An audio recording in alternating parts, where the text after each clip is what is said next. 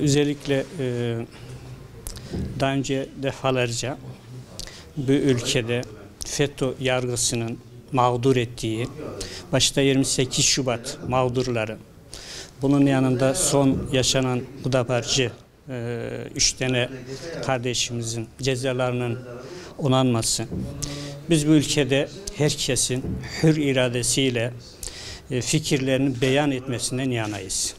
Yeter ki düşüncelerimiz, fikirlerimiz bir başka insanın hakkına tecavüz olmasın. Biz kardeşçe, barış içerisinde ülkede yaşamak zorundayız. Birbirimizin fikirlerinde, düşüncelerinde korkmamamız lazım. Bir araya gelmemiz, medeni cesaretini göstermemiz lazım.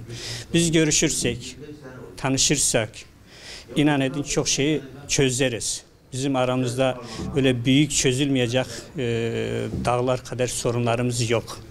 Bugün ülke olarak biz kardeşliğe, barışa ihtiyacımız var.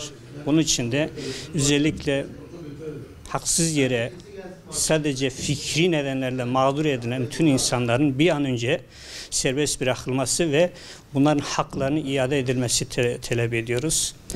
İnşallah bütün yetkilerimiz de bu konuda çağrıda bulunuyoruz. Yani şu anda biraz önce ifade ettim, etkisinin hala sürdüğünü kanıtı. Yani 28 Şubatçıların o dönemin tamamen FETÖ'cü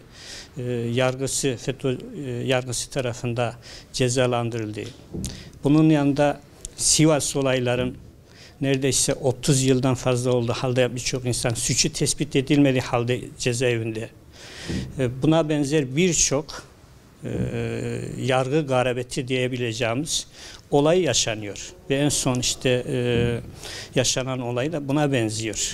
Ve biz emin olmak istiyoruz. Yani bu devlette adaletin yerini, aha işte bu adalettir, adalet yerini buldu diyebileceğimiz uygulamaları bekliyoruz.